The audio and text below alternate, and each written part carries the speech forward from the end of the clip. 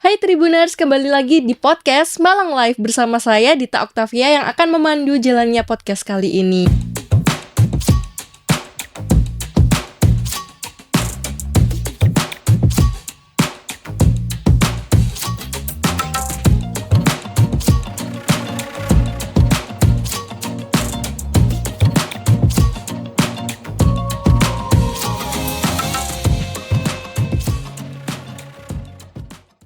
Kali ini saya bertemu dengan seseorang yang sekaligus mengabdikan diri sebagai seorang kepala sekolah di Yayasan Baitul Makmur, yaitu Bapak Samsul Arifin. Jadi untuk hari ini kita akan berbicara soal tantangan dan solusi serta strategi peningkatan guru ya Pak. Dan mungkin tenaga-tenaga pendidikan di sektor pendidikan gitu Pak. Nah mungkin menuju ke pertanyaan awal, sebagai seorang kepala sekolah atau pemimpin di satu sekolah atau di satu yayasan, menurut Bapak Samsul Arifin sendiri, apa tantangan utama yang dihadapi oleh Bapak sebagai kepala sekolah dalam meningkatkan kualitas pendidikan di sekolah tersebut? Terima kasih ya. Salam Baitul Makmur. Terima kasih atas kesempatan dalam podcast tentang pendidikan pada siang hari ini. Kalau kita berbicara tantangan, itu selalu ada dengan variasi yang sangat tinggi ya, Karena masing-masing punya karakter sendiri-sendiri tiap lembaga itu. Masing-masing punya keunikan sendiri-sendiri tiap lembaga itu. Ya. Beberapa keunikan, beberapa multidimensi inilah yang bagi kami adalah bukan merupakan hambatan, tapi satu tantangan, satu keunikan yang harus dijawab.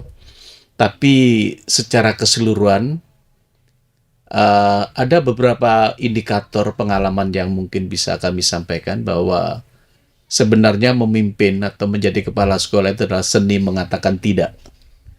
Kenapa itu? Ya, karena mengatakan iya semua orang bisa. Kalau mengatakan tidak, kalau di menet itu banyak sakit hatinya, banyak berakibat sakit hati. Ya itu, jadi hanya seni mengatakan tidak saja. Yang kedua, yang pengalaman kami di beberapa lembaga pendidikan, ya negeri ya swasta ya, bahwa ketauladanan itu jauh lebih baik, kalau saya katakan lebih baik daripada 1000 nasihat. Ketauladanan. Sehingga kalau ketauladanan itu sudah bisa kita tampakkan menjadi pembiasaan, maka untuk merubah kondisi itu relatif bisa terbantu oleh keteladanan. Tapi kalau kita tidak mengawalinya, kita bisa tidak mentauladaninya, ya kita pengalaman sih banyak hambatan. Sehingga bukunya Ki Hajar ajarannya Ki Hajar Dewantara itu tepat sekali untuk diterapkan di semua lapisan dan semua dimensi pendidikan ya. Jadi ing ngarsa suntulodo, ing madya mangun karso tutpuri handayani. Jadi kalau ada pas di depan ya kita menjadi pemimpin. Ya, kalau ada di tengah ya kita nguyupi, kalau di belakang ya kita ngikuti. Nah, itu adalah satu implementasi leadership yang selama ini kami coba untuk tawarkan. Selain sisi lain yang dalam bentuk inovasi yang memberikan tantangan kepada guru, ya salah satu yang dominan yaitu. Jadi yang pertama keteladanan, yang kedua adalah ya seni mengatakan tidak, itu ternyata bisa, itu harus diimplementasikan. Iya, karena memang tidak gampang mengatakan tidak, karena banyak latar belakang kan ya. Heterogenitas guru dan tenaga kependidikan dengan latar belakang dengan pendidikan mungkin hampir sama. Tapi latar belakang keluarga, latar belakang lingkungan, banyak latar belakang yang membesarkan semuanya ya. Nah, ini akhirnya melahirkan perilaku yang berbeda di lapangan. Padahal kita minta standarisasi. Standar yang kami inginkan adalah, ayo kita memberikan mahkota kepada anak-anak produk dari pendidikan kita. Mahkota pendidikannya itu apa? Perubahan perilakunya anak-anak. Semulai dulu saya katakan, kita mendidik anak-anak itu adalah membangunkan mahkota bagi anak-anak. Dalam bentuk apa? Perubahan perilaku. Karena masalah ilmu, itu bisa dipelajari, tapi perilaku yang barangkali Etika itu ya, Pak. etika ya, yang sekarang biasa disebut karakter ya. Nggih. Merubah karakter tidak mudah. Karena anak pun mengalami hal yang sama, punya latar belakang yang berbeda-beda kan ya. Iya. Apalagi posisi Bapak ini sebagai seorang pemimpin, nggih Pak, berarti harus merangkul dari segala betul sektor ya. gitu ya. Merangkul semua lapisan. Semua lapisan dari guru, Betul, tenaga karyawan, kependidikan, nggih. mulai tenaga pendidikan yang berpendidikan yang paling rendah, otomatis ya diajak untuk bernalar dalam dalam durasi yang agak cepat sedikit, mungkin ya agak mengalami hambatan, tapi bagaimanapun juga itu adalah variasi. Itu adalah dinamika ya. Di situ akan muncul berbagai macam persepsi, yes, biasa. Bagaimana Bapak bisa memposisikan di tengah-tengah berarti Iya, nggih Pak? iya. Makanya karena posisi itu sebagian orang mengatakan tidak mudah, bagi kami juga tidak mudah, tetapi kami punya kunci bahwa keteladanan lebih baik daripada 1000 nasihat. Sudah, itu aja wis. Nek, kalau kamu tidak mau mengerjakan, ya sudah, aku tak mengerjakan. Sampai kapan kamu meninggalkan? Kalau itu sudah menjadi kesepakatan, kita aja sudah. Oke, jadi mungkin menurut Bapak terus bagaimana cara mengidentifikasi dan mengembangkan potensi Pak untuk guru-guru sedangkan kita sebagai kepala sekolah nggih Pak, itu bagaimana cara memposisikannya dan mengidentifikasi cara yang paling efektif dalam mengembangkan potensi di guru-guru dan serta karyawan? Ya, identifikasinya memang tidak sebentar ya, memang perlu waktu ya. Karena itu menyangkut, kalau sebentar kan biasanya agak demonstrasi yang dia tampilkan di depan kepala sekolah. Tapi karena waktu yang bisa menjawab, dari waktu itulah akan tampak keaslian mereka. Dan insya Allah kami punya berbagai macam cara pendekatan-pendekatan. Tapi bagaimanapun juga saya masih mengatakan pendekatan-pendekatan yang kita lakukan itu adalah manusiawi, humanistis ya. Jadi, dan selama ini kami tidak menemukan, berharap dulu betul-betul tidak menemukan orang-orang yang yang tidak bisa dirubah untuk anak-anak. Karena memang niatnya kan memang sudah menjadi guru ya, sudah menjadi pendidik ya. Jadi maka proyeksinya akan kemana, dibawa kemana, mereka sudah tahu. Hanya mungkin keselip sekali, 2 kali itu dalam batas-batas wajar. Karena mereka juga, saya katakan tadi, dibesarkan oleh lingkungan yang berbeda. Sehingga tidak jarang berbenturan juga oleh kepentingan anak-anak yang latar belakangnya berbeda. Nah, disitulah uniknya di dalam pendidikan. Uniknya.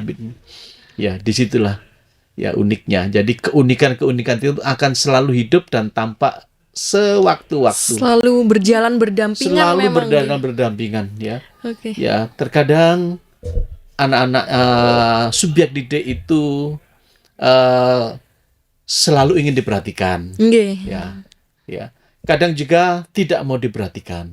Itu kan dinamika. Tidak bisa, makanya di sini pengalaman yang paling bisa menjawab ya.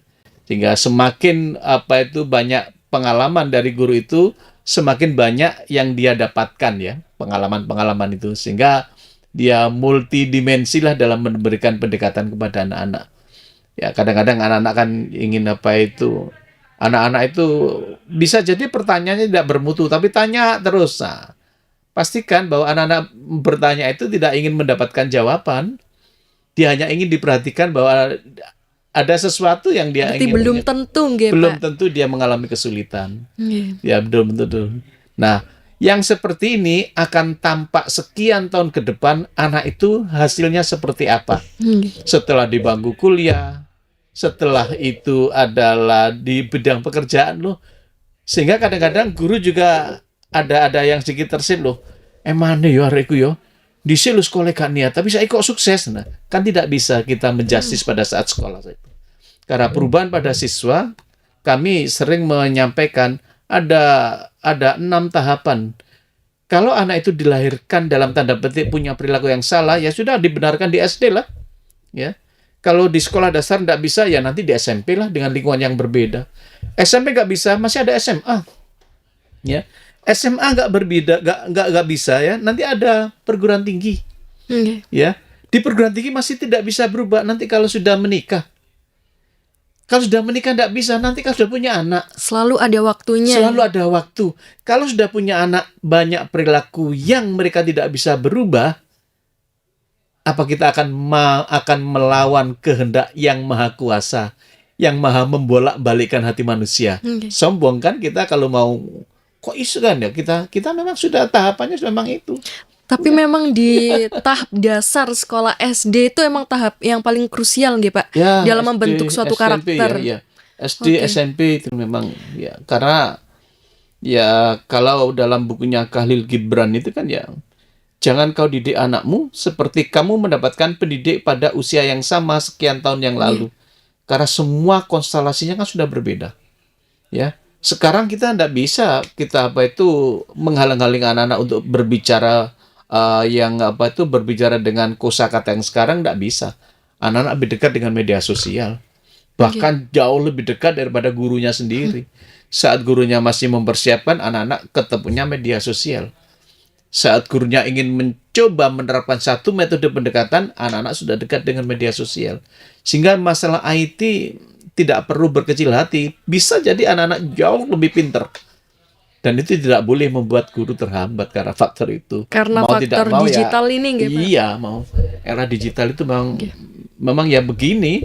Ya, nah, menurut Bapak sebagai kepala sekolah sendiri dalam tantangan di era digital, apa peran seorang pemimpin dalam menciptakan lingkungan yang inklusif bagi peserta didik maupun bagi guru serta tenaga pendidikan itu bagaimana Pak? Ya, saya sering mengatakan bahwa anak-anak hati-hati dengan teknologi informasi. Itu bagai pedang bermata dua. Kalau kamu tidak mampu menggunakan, maka pedang itu akan menghunus kamu sendiri. Maka berbagai macam tayangan yang mungkin kamu belum waktunya, bisa jadi film kekerasan, sekarang bisa sekali kamu akses ya, dengan mudah sekali. Ya, jadi seperti senjata, seperti pisau bermata dua, hati-hati. Kenapa? Anak-anak dan guru tidak tertutup, kemudian juga belum mampu mengikuti teknologi itu sendiri. Ya, dalam artian seperti apa? Anak-anak jangan WA-an kalau pelajaran. Kadang-kadang gurunya juga WA-an. Gitu. Jadi artinya sikap kita kan belum bisa menerima dengan itu. Ya, jadi handphone ini juga pedang bermata dua juga ya. Bisa juga menjadi alat sumber teknologi, tapi bisa membunuh segala macam kepentingan-kepentingan yang lain yang selalu kita abaikan demi untuk bisa browsing, bisa segala macam. Tergantung kita pemegangnya. Ya, jadi bagaimana mengkondisikan ini? Ya selalu ada pesan-pesan moral, pesan-pesan pendidikan. Hati-hati dengan teknologi, hati-hati dengan teknologi. Bagai pedang bermata dua. Maka kita harus mampu menggunakan pedang ini sesuai dengan kebutuhan kita. Kalau enggak, itu akan menghunus diri sendiri. Sesuai batasan gitu. Sesuai batasan, sesuai kemampuan, sesuai kebutuhan. Ya, sehingga tidak sampai karena pegang handphone sampai lupa waktu. Sampai enggak tidur sampai dini hari. Besok sekolahnya juga kancret. Ini kan saya katakan pedang yang membunuh diri sendiri kan.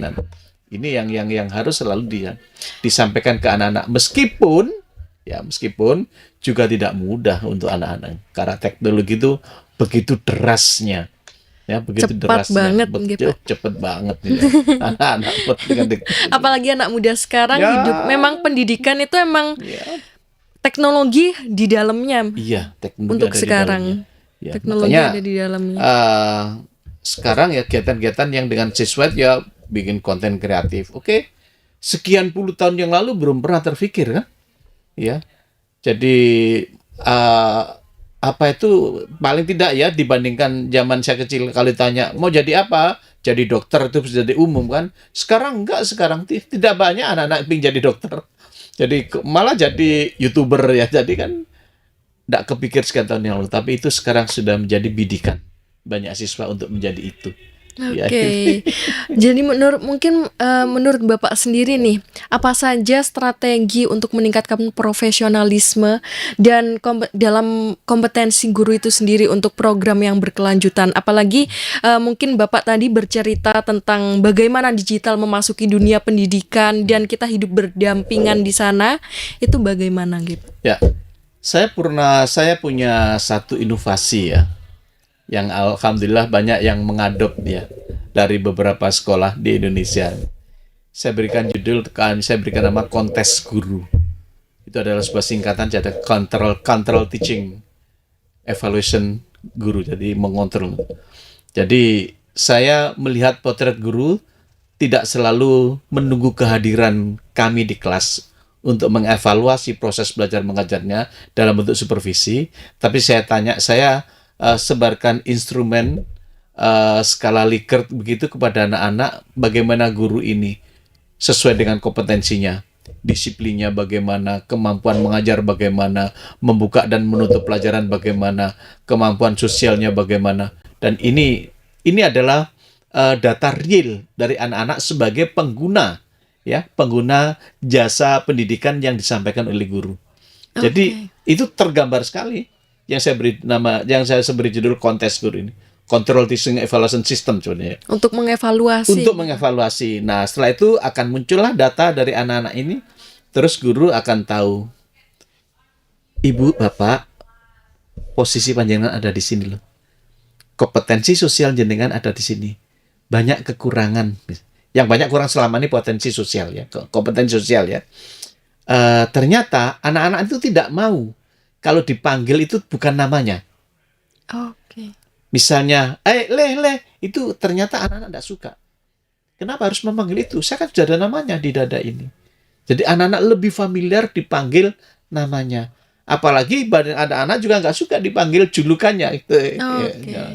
Sehingga kompetensi inilah yang tergambar secara jelas. Saya tidak menyalahkan anak-anak, bagaimanapun juga ini adalah data. Panjenengan mau menerima, gak mau menerima, monggo. Tapi data ini tidak bisa kita pungkiri. Dalam sains sosial, kalau ini dianggap ini tidak valid, ketidakvalidannya hanya 0,5 kok. Tapi 95% masih valid. Karena emang surveinya semua siswa secara langsung ya. Kamu merasa apa yang kamu rasakan ketika diajar oleh Ibu X begini? Apa kamu rasakan? Apa Pak perasaan maksudnya? Ini ada instrumen ini. Kehadiran beliau bagaimana? Ini bagaimana? Membuka pelajarannya bagaimana? Menutup bagaimana? Apakah selama ini ada tanya jawab? Bagaimana memberi tugasnya? Semua ringan. Ada hampir sekitar 40 pertanyaan itu. Semua lengkap. Nah, kayak seperti tes psikologi gitu ya, sebetulnya. Sehingga dulu saya sebelum memakai itu kadang-kadang banyak guru-guru itu yang mendapatkan julukan di mata anak-anak. Ya, ada yang julukannya ada Miss Karet, ada juga yang itu memberikan julukan pada seorang ibu guru yang selalu datang terlambat. Julukan-julukan itu kadang-kadang tidak sadar. Wong itu juga kadang-kadang anak-anak taunya, guru itu taunya setelah anak-anak keluar kok tiba aku loh dijuluki arek-arek, nggak sadar. Nah, sekarang cepat kita sadari karena anak-anak cepat. Setiap akhir semester kami akan berikan. Sudah ada evaluasi. Evaluasi semester gitu. Ya, satu semester. Satu semester. Jadi akan kami panggil yang nilainya sampai di atas grade-nya kemampuannya tinggi ya nanti akan menjadi menjadi contoh bagi yang lain lah. Jadi mulai administrasinya segala macamnya. Jadi itu yang selama ini yang cukup membantu dan cukup membuat guru-guru itu ada sedikit tantangan lah. Seperti mungkin juga kayak gugum gitu ya dari gurunya sendiri mungkin apa yang potretnya terekam semuanya lah dari siswanya itu seperti apa dalam menggambarkan guru. Semua terekam, hampir semua bisa merekam semuanya. Nah, ketika ini kami ikutkan lomba ternyata juga masuk di Kota Malang ini. Kota Malang kan biasanya ada KIPP kan. Kompetisi inovasi pelayanan publik. Saya pastikan pada jurun ini belum ada. Ini saya ramu dari beberapa sekolah internasional di mana kami bertugas di luar dulu dan kami kuliah di luar dulu. Kebetulan kami dulu berkesempatan S2-nya di University of Malaya. Oh, Jadi Bapak. Iya, di sana ya. Malaysia. Dia di Malaysia. Oke. Jadi ya kuliah campur orang Cina, Iran, Vietnam. Ternyata ini yang membuat mereka itu bagus-bagus ya, karena masalah mereka semua berbicara bagi sistem. Ya semua urusan dengan mereka mudah sekali, urusan dengan kampus mudah karena semuanya ada sistemnya. Dan juga mungkin di luar mungkin bukan yang mengevaluasi bukan dari sudut guru ke siswa, tapi siswa bisa diberi wadah gitu, Pak, Iya. untuk mengevaluasi Jadi gurunya. situasi sekolah itu, kalau saya gambarkan sedikit ya, di luar itu happy sekali anak-anak sekolah itu. Kalau saya melihat secara kilas, ya mungkin karena jumlah pelajarannya nggak banyak. Tugas-tugas juga tidak banyak. Happy sekali ya. Tidak membuat anak-anak tertekan gitu. Jadi semuanya happy. Jadi ini yang ingin kami coba, tetapi ya dalam proses ya, karena kemungkinan yang menjadi latar belakang karena mereka adalah punya latar belakang yang relatif mungkin ya. Orang tuanya juga mungkin mampu, punya pendidikan, punya wawasan, segala sarprasnya ada, rata-rata semuanya ada, sehingga melahirkan perilaku anak-anak yang hampir sama. Kalau dibanding dengan di Indonesia kan latar belakang orang tua yang bervariasi, gurunya bervariasi, dari variasi ketemu variasi, maka double variasi. Ya ini yang perlu kita perlu kita selesaikan. Sadari Makanya saya juga katakan, kapan saya harus mengatakan tidak dan kapan saya harus mengatakan iya. Ya, itulah seni mengatakan tidak aja. Karena di kita ada kecenderungan membenarkan kebiasaan, bukan membiasakan yang benar. Jadi kalau ada perubahan itu selalu mendapatkan tantangan. Biasa nih loh gak ngono, biasa nih loh kan ya. Mereka selalu berpegang pada kebiasaan. Itu yang sebenarnya lambat laun harus Padahal kebiasaan itu tidak harus diikuti. Selalu menjamin, tidak selalu menjamin. Tetapi sering itu dipakai sebagai acuan tunggal. Terus tidak mau berubah lagi. Kalau yang tidak mau berubah kan ya itu yang dipegang. Biasanya lu ngene Kak Popo, biasanya lu ngene. Ya hal-hal kecil lah. Ya, hal kecil misalnya mengumpulkan tugas gitu ya. Ya, maksimal tanggal tanggal 10 ya. Kebiasaan ya lebih dari itu. Tanggal 10 kan misalnya masih dalam, Pak, yang namanya tanggal 10 itu kan bukan siang. Kan tanggal 10 itu terakhir masih jam 12 malam yo.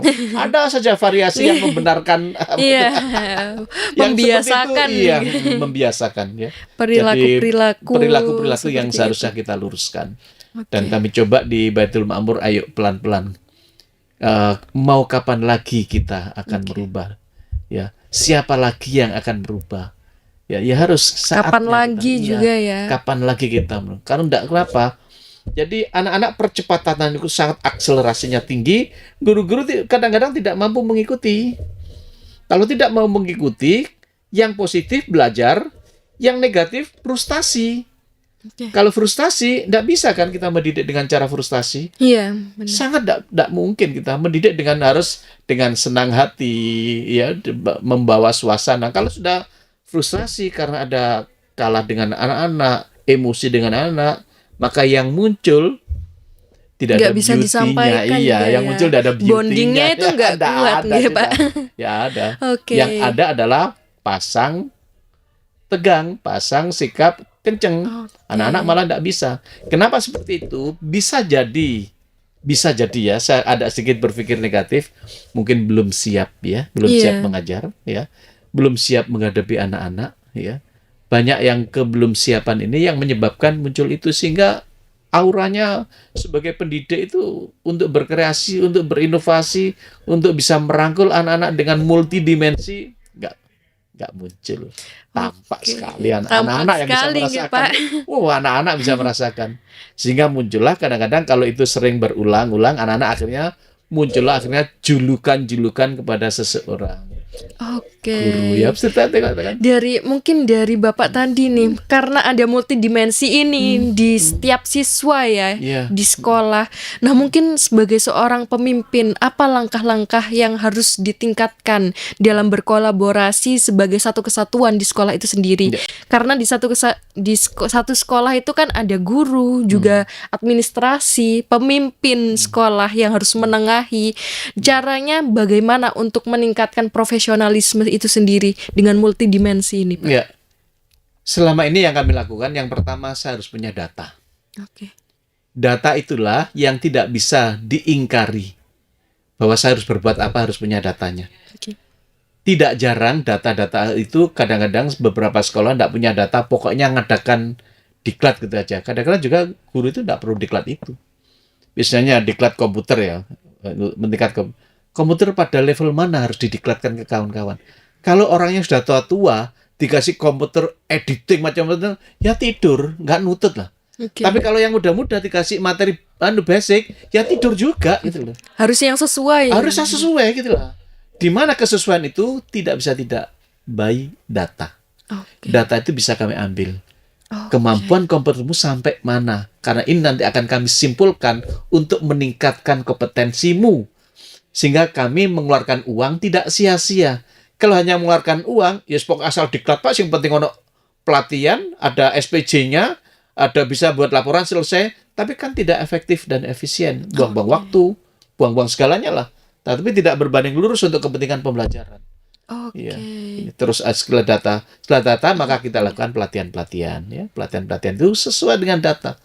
Sehingga pada batas-batas tertentu ada tawaran-tawaran.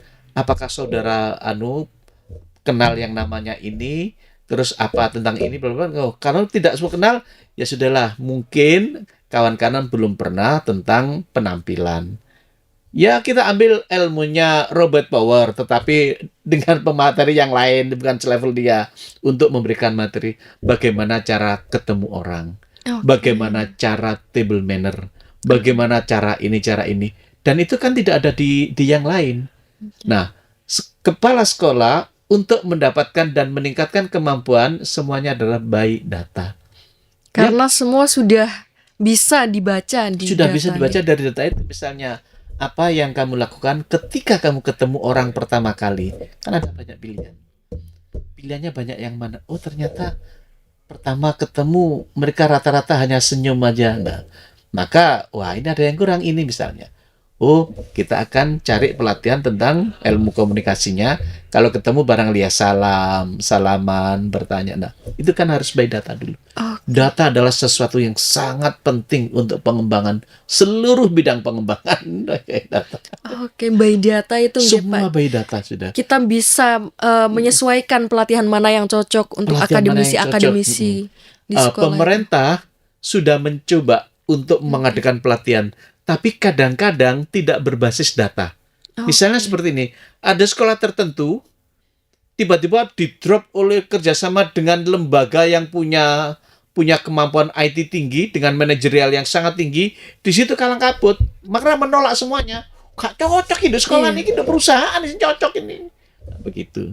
Akhirnya ya gugur kewajiban dilakukan 2-3 hari, ya mengeluarkan uang, mengeluarkan konsumsi, mengeluarkan waktu segala macam di lapangan nggak efektif. Kembali lagi ke sebelumnya. Karena sebelumnya belum bisa berubah, membenarkan kebiasaan. Ya kembali mana nang kebiasaan? Kebiasaan itu nggih Pak. Iya, apalagi di lapangan itu kita harus tahu kondisinya seperti apa. Jadi kalau hanya sekedar, nah ini ada satu kritik ya. Makanya sering pemerintah juga memberikan sesuatu tidak by data, tapi by project. Yang penting projectnya berjalan, laporannya bisa masuk, penggunaan keuangan tidak ada penyimpangan, masuk akal dan sudah dilaksanakan selesai. Itu tapi efektivitasnya kurang. Nah, karena apa? Tidak punya data. Sehingga sekolah di Malang ini kan ada negeri, ada swasta yang bermacam-macam ya. Itu kan punya karakter sendiri-sendiri. Kalau dikasih sesuatu yang sama, ada yang bisa menerima dengan leluasa, ada lah aku tahu kok itu. Nah, biasanya ada juga loh apa itu? Ada heran ya. Karena apa? Tidak berdasarkan data. Karena kita nggak tahu juga yang karena tidak ada itu data. Kemampuannya sampai sejauh mana. Oke. Jadi semuanya data. Semuanya diatur ya, Pak. Harus ada data. Nah, menurut Bapak sendiri sebagai kepala sekolah dalam cara menelaah, memilih bagaimana cara memilih pelatihan yang cocok untuk seorang guru dalam meningkatkan profesionalisme, dan mungkin di era digital ini, menurut Bapak sendiri bagaimana pemimpin sekolah memanfaatkan digital itu dalam pelatihan-pelatihan untuk meningkatkan kualitas? Ya, platform digital untuk pembelajaran semua sudah tersedia. Oke. Yang belum tersedia saat ini adalah bagaimana memotivasi dan menyadarkan mereka akan perlunya itu untuk pembelajaran ini. Akan perlunya data. Data semuanya sudah ada. Platform Merdeka Mengajar itu sudah ada semuanya. Ada semua, Pak. Ya, bagaimana caranya untuk membuka itu sampai mengimplementasikan di depan kelas, di depan siswa. Nah, itu perlu kebersamaan. Kebersamaan apa? Kemampuan yang sama. Ya. Dan ini memang karena ini salah satu bentuk perubahan ya, mau tidak mau guru-guru harus mau dipaksa dengan berbagai macam cara, harus mau terbuka dan berubah dan belajar. Tidak bisa tidak. Mungkin karena juga faktor kebiasaan itu juga dipaksa, harus ya, Pak. Iya. Dipaksa untuk terbiasa. Iya, karena terpaksa itu karena sekali 2 kali kan. Kalau lebih kan nggak terpaksa karena sudah terbiasa ya. Karena sudah terbiasa gitu, Pak. Jadi mau tidak mau. Tetapi apa yang kami katakan ini juga bukan pekerjaan yang mudah. Ya, banyak variabelnya ya, banyak variabel. Misalnya sebuah riset ya pernah tingkat produktivitas pegawai, bisa guru bisa apa saja. Sebagian orang mengatakan produktivitas tinggi kalau gajinya tinggi. Ternyata itu tidak benar. Hasil penelitian tidak benar. Ternyata yang membuat tingkat produktivitas tinggi guru itu adalah suasana kerja, bukan gaji. Oke. Suasana kerja. Hasil riset loh ini. Diakui oleh di dunia, saya baca. Nah, tidak mudah membuat membuat suasana kerja yang mendukung produktif. Karena bisa jadi banyak orang-orang yang sangat sibuk tetapi tidak produktif. Oke. Sibuk saja, sana mobile saja. Tapi last minute apa yang dihasilkan? Nggak ada itu.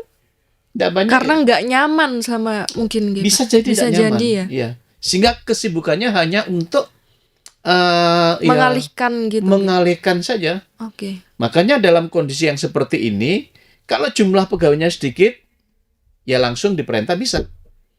Tapi kalau jumlahnya sudah dianggap cukup, harus dibarengi dengan perintah dan SOP. Oke. Kalau pegawainya lebih banyak lagi, maka tiga-tiganya perintah, SOP, dan keteladanan. Itu jadi satu paket. Sudah, kalau pegawainya banyak sudah, keteladanan sudah. Ya, keteladanan. Oke. Harus. Iya, keteladanan. Nah, beberapa perusahaan yang sudah tahu tentang itu, maka keteladanan itu ya bisa bisa ada. Kadang-kadang ya masalah gaji tetap ya menjadi prioritas, tapi itu bukan satu-satunya membuat produktif. Maka ada gathering itu kan dalam rangka juga mempertemukan perasaan ya, gathering gitu. Bonding ya segala macam lah. Ya, itu akan membantu tingkat produktivitas, akan menyambung perasaan. Biar nyaman itu ya. Dengan bonding dengan segala macam itu. Nah, menurut Bapak, iya. Ya kalau pegawai sedikit tadi katakan diperintah sudah semua, Kak kerja ketok. Jumlahnya dikit ya. Pada tingkat yang harus ada SOP tingkat tinggi. Pada tingkat tinggi, ya ini. Berlayer-layer ya. Karena mungkin ya nggak dibungkir juga nggih Pak, karena banyaknya akademisi itu nggih Pak yang harus mengikuti peraturan yang ada. Betul, maka apalagi SOP itu salah satu ya, bukan satunya. Itu yang bisa mengontrol. SLP dibarengi dengan fakta integritas. Jadi kalau kita membuat satu justifikasi pada seseorang, sebenarnya bukan menjustifikasi. Ini loh kamu sudah kontrak prestasi dengan kami. Karena kontrakmu seperti ini loh. Saya kok didapat sanksi. Loh, saya nggak memberi sanksi. Kamu yang sudah menyepakati ini akan dilakukan. Ini loh ada di kontrak prestasi. Sesuai awal sudah. Itu semuanya bisa mengatasi. Tapi tidak semudah itu bisa kita lakukan. Ada unsur kemanusiaan, ada unsur kedekatan, ada pertimbangan dia akan cari pekerjaan, banyak variabel. variabel X-nya ini variabel banyak X-nya banget. itu kalau berjajar itu juga jadi penghambat. Pada sisi lain bisa jadi motivasi, tergantung kita bagaimana menggunakan variabel-variabel yang tidak satu rangkaian tadi. Yang tidak masuk di struktur Iya, itu masuk nggih, di Pak. struktur itu. Oke, menurut Bapak sendiri nih, bagaimana apa saja sih indikator-indikator keberhasilan bagi seorang pemimpin di sekolah? Menurut Yang Bapak? pertama, saya masih tetap gaji itu iya, tapi tidak masuk di dalamnya. Jadi kalau diterjemahkan agak susah.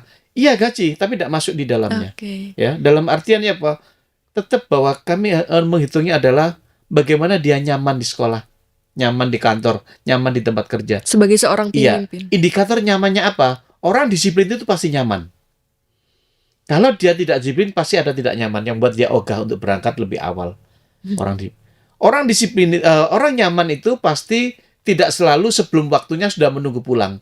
Pasti setelah waktunya baru sekian lama baru dia akan pulang. Jadi indikatornya itu jadi membuat nyaman, ya. Membuat nyaman. Membuat nyaman ya, membuat nyaman.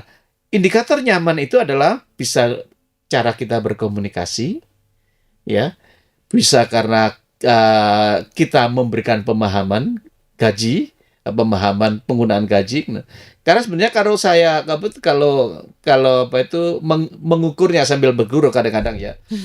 Ibu bapak,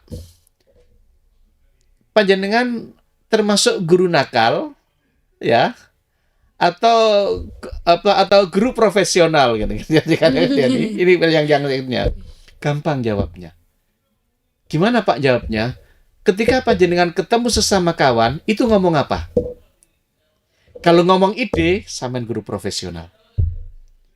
Tapi kalau ngomong kekayaan, itu guru biasa. Tapi kalau ketemu kawan itu ngomong tentang kawan, guru. Sudah itu aja. Sudah, silakan diterapkan. Jadi kalau saya ulangi ya, ketemu kawan, ngomong tentang kawan yang lain, itu. Tapi kalau ngomong kekayaan, itu guru biasa. Tapi kalau ngomong ide-ide untuk pekerjaan untuk keguruannya, itu yang guru profesional. 3 ini yang selalu saya. Kira-kira kalau ketemu, Bu, Pak, iya, berapa persen Ibu ketemu kawan-kawan setiap hari ngomong tentang sesama, ngerasani koncone? Berapa persen ngomong tentang kreditan di rumah yang belum lunas? Dan berapa persen ngomong tentang masa depan anak-anak di dalam produk pembelajaran kita? Berapa persen kita ngomong menyiapkan mahkota untuk anak-anak dalam bentuk perubahan perilaku? Coba dihitung. Yang sering tidak muncul jawaban, yang muncul adalah senyum-senyum. Saya bisa menggambarkan. Berarti masih belum berbicara pada level, yo po enak sekolah nih, yo po arek-arek iku, yo po, belum sampai ke sana. Paling masih, iki mang sampean kok oleh rego murah lah, gitu. Guru biasa kan ya. Tapi nek ketemu sama guru ngomong koncone ya, guru nakal itu. Kalau ketemu ide gitu, berarti gurunya itu juga merasa mengabdi gitu, Mbak. Memang mengabdi di sekolah ini. Sebetulnya mengabdi itu boleh lah, tapi itu hanya istilah saja. Pengabdian itu kadang-kadang dipakai untuk membungkus itu, Pak.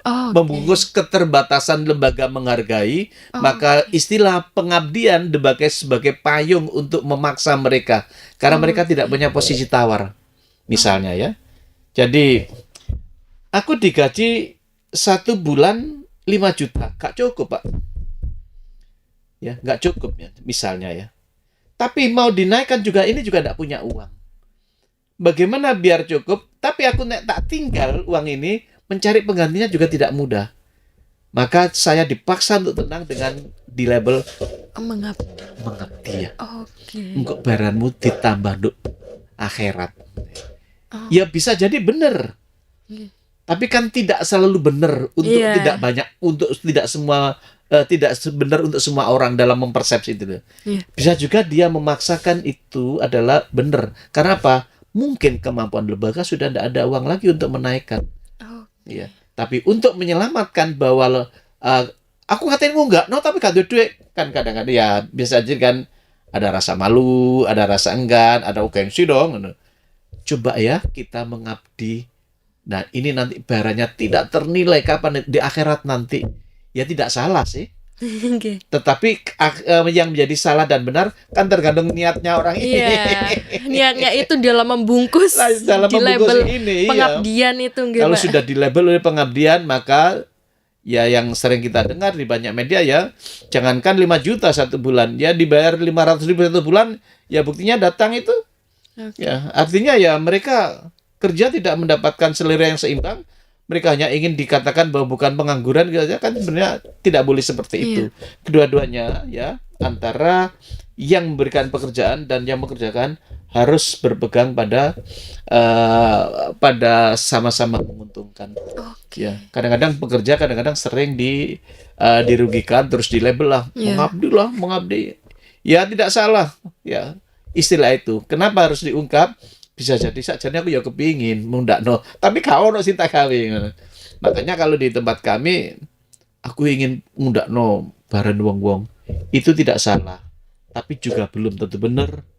Kalau hanya meningkatkan selera kawan-kawan, tidak dibarengi tingkat produktivitas, nggak ada gunanya. Nggak ada hasilnya. Ya, karena apa? Pak, saya ini jadi pegawai, pernah juga 1 bulan digaji sampai puluhan juta. Ya, puluhan juta ya, ketika dinas di luar ya puluhan juta ya. Saya merasakan gaji itu besar sampai bulan ke-5, Pak. Bulan ke-6 gaji puluhan juta biasa, Pak. Hanya sampai bulan ke-5, wih, gede ya. Wih, gede ya. Sampai pada bulan ke-4, ke-5, bulan ke-6 biasa, bulan ke-7 sudah selanjutnya biasa. Produktivitas tidak menjamin berubah. Gaya hidup yang mungkin bergeser. Karena biasa kembali sudah, lagi. Iya. Sudah jadi kita terima uang satu bulan 10 juta pertama besar. Tapi pada bulan kedua saya besar, makin terus. Ya biasa sudah. Karena gaya hidupnya sudah mengikuti, sudah berubah, sudah menyesuaikan. Jadi masih kesulitan lagi pada bulan ke-12, gaji 10 juta pun akan mengalami kesulitan lagi karena gaya hidupnya sudah bergeser. Sama rasa bersyukur ini gitu. Iya, ya itu yang kunci itu juga perlu disampaikan. Iya, ya kita. Makanya saya kalau ngomong dengan kawan, ayo ngomong dari hati ke hati aja. Ya, artinya gini loh. Ya, jadi saya kadang-kadang cerita ya begitu aja dengan kawan-kawan. Jadi enak ngomongnya dengan ditemani kopi dan wedang jahe gitu kan, lama gayeng gitu loh.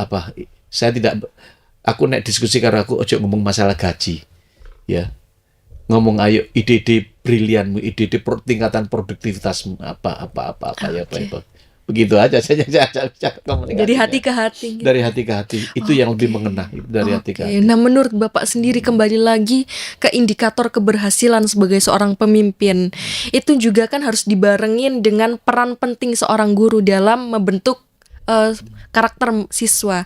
Nah, menurut Bapak sendiri bagaimana peran penting itu sendiri yang harus dimiliki oleh seorang guru untuk bagaimana ya, membentuk karakter siswa yang sesuai dengan etika atau yang sesuai dengan visi misi sekolah, dan bagaimana pemimpin sekolah dapat mendukung upaya ini? Saya hanya satu yang ingin saya tawarkan. Bagaimana seorang keteladanan, sudah itu aja. Kepala sekolah memberi teladan pada guru-gurunya, biar gurunya tidak terlalu besar punya posisi tawar, ya, dan guru-guru memberikan keteladanan pada muridnya. Ya, contohnya seperti apa? Jangan pernah mengatakan disiplin pada anak-anak, mewajibkan jam sekian tepat-tepat kalau tidak kita awali oleh. Bagaimana saudara bisa mengingatkan kalau saudara tidak memulai? Itu sudah keteladanan. Itu. Sudah itu aja yang selama ini yang penting. Faktor keteladanan sangat penting sekali. Ya, tanpa keteladanan maka anak-anak kehilangan cermin pembenaran apa yang dia akan lakukan. Kehilangan cermin pembenaran. Maka mereka akan mencari kebenaran-kebenaran yang lain yang mungkin belum tentu benar secara edukasi ya, secara pendidikan. Akhirnya keteladanan ya dia minta cari keteladanan melalui media sosial kan, yang liar tidak bisa kita kontrol kan ya. Kenapa? Bisa jadi gurunya juga belum bisa diteladani, bisa jadi. Ya, belum bisa diteladani. Belum bisa diteladani secara komprehensif ya. Mulai ucapannya, tindakannya, ya segala macamnya lah. Nah ini. Sama saja untuk bagaimana dari sudut pandang siswa, bagaimana cara siswa itu menghargai guru itu ya. Ya, karena sebenarnya substansinya ilmu memang nomor satu ya. Ya, science is power ya, kekuatannya ya, science ya. Tetapi karakter itu is more, lebih dari. Jadi ilmu nomor satu ya. Jadi karena memang ilmu ya, tetapi sikap, perilaku, akhlak itu adalah yang lebih utama, lebih dari ilmu itu sendiri. Jadi kalau berangkat dari itu, berarti ilmu akhirnya tergradasi di nomor 2. Kenapa? Karena ilmu yang kami sampaikan tadi bisa dicari di mana-mana. Iya. Ya, di YouTube ada. Hari-hari kita browsing, kita dapat. Ya. Ilmu bisa kita cari di mana-mana. Saja. Ya, tetapi karakter is more, lebih dari. Maka karakter tidak bisa tidak. Harus ada keteladanan, harus ada contoh, harus ada ini. Karena harus ada pelatihan, harus ada pembiasaan, banyak variabelnya. Ya. Karena kita kalau sekarang ini mungkin membicarakan soal hubungan guru dengan siswa. Nah, mungkin dari menurut sudut pandang Bapak ini dalam menjaga hubungan baik, mungkin kita tambahin faktor X lagi dari orang tua, pihak luar sekolah. Menurut Bapak sendiri bagaimana cara menjaga hubungan baik antara sekolah, siswa dan orang tua, Pak? Selama ini kami punya pengalaman, orang tua itu senang kalau dilibatkan. Ya, orang tua itu senang kalau dilibatkan. Artinya, kalau sekedar mendapatkan laporan, orang tua yang karakter di kita barangkali ya, kalau mendapatkan laporan, belum tentu dia senang, karena laporan bisa dibuat. Tapi kalau dilibatkan, mereka punya waktu, punya kesempatan untuk melihat potret yang sebenarnya dari dalam, secara langsung. Misalnya seperti apa? Yang pengalaman nih, Bu, ini ekstrakurikuler putranya Pak Jenengan ini sudah melampaui batas maksimal untuk menggunakan dana.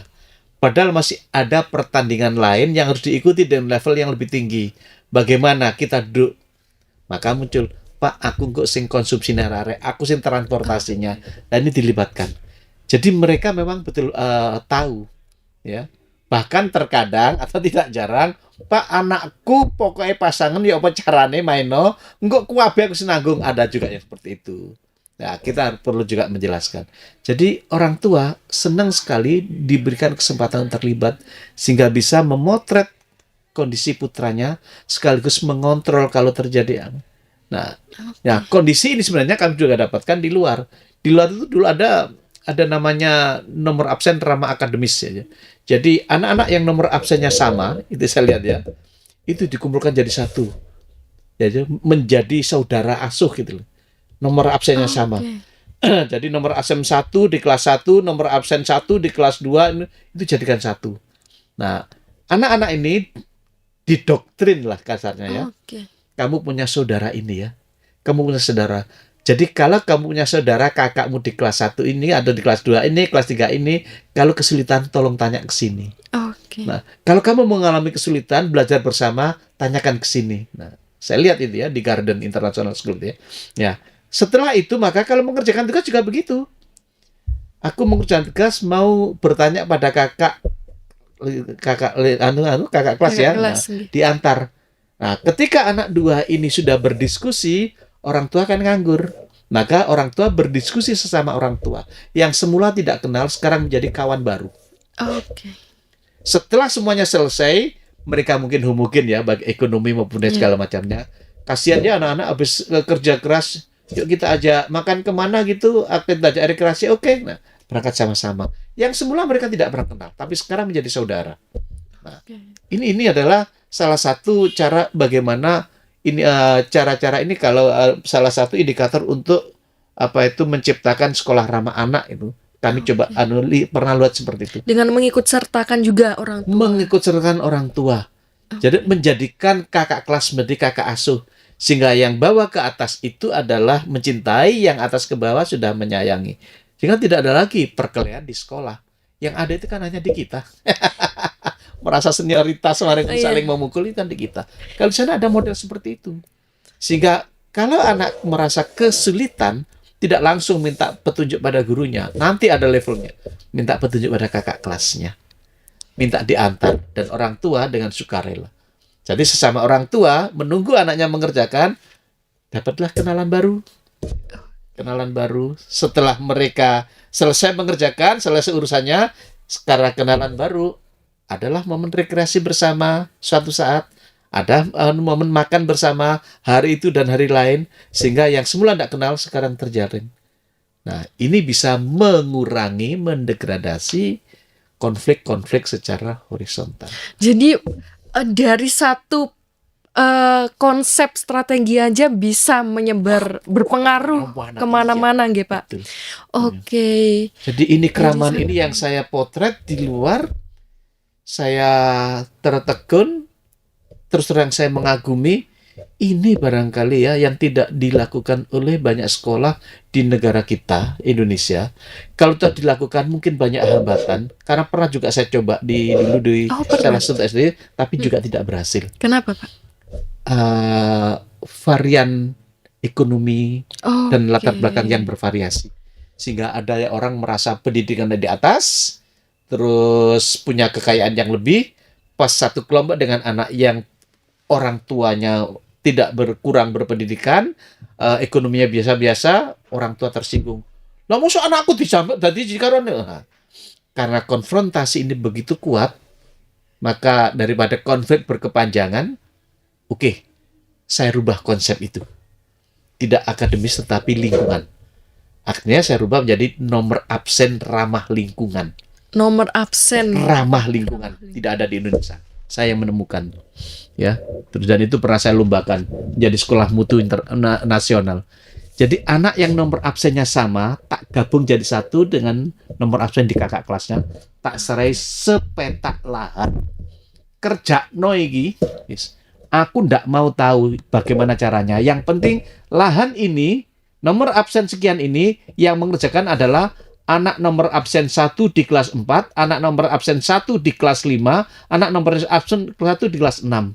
Akhirnya terjadilah kolaborasi, kakaknya bisa menyayangi adik-adiknya, adik-adiknya bisa mengurangi kakaknya, sehingga saya potret semuanya, muncullah celutukan-celutukan anak-anak ya.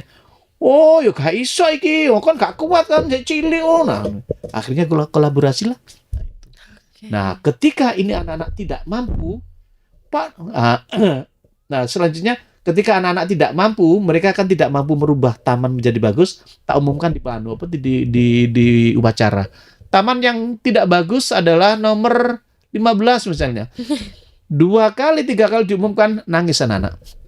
Nah, kecil nangis. Maka yang taman yang masih belum bagus boleh dibantu oleh orang tuanya. Sabtu orang tuanya datang, meskipun agak sedikit ngomel, waya prayung, garap taman. Tapi yang nangis kan bukan sekolah, yang nangis kan anaknya sendiri. Ya, orang tua yang semula tidak kenal menjadi kenal, sama-sama berkolaborasi merawat taman itu. Berarti harus ada pancingan di awal. Pancingan, itulah yang saya katakan di Indonesia ini subur sekali untuk berinovasi. Ya, jadi inovasinya adalah program nomor absen ramah lingkungan. Sangat inovatif ya, itu sekali. Itu Pak. Salah satunya. Terus satu lagi ya, anak-anak ini kan semua gurunya kan bergelar SPD kan ya, sarjana pendidikan. Saya temukan anak-anak ini bagaimana ya biar anak-anak ini punya punya figur gurunya dengan baik. Anak-anak pun saya berkasih gelar SPD. Ya, tapi bukan sarjana pendidikan. Siswa penggerak disiplin. Dengan model kerja MLM, multi level marketing. Ya. Dan ini banyak dikagumi, juga banyak diadopsi oleh sekolah lain, banyak di ATM. Jadi mereka yang ada di upline, setiap minggu saya jatah 2 downline saja untuk diajak bisa jadi disiplin. Terus gitu. Tapi emang siswa itu sangat suka ya Pak dikasih label.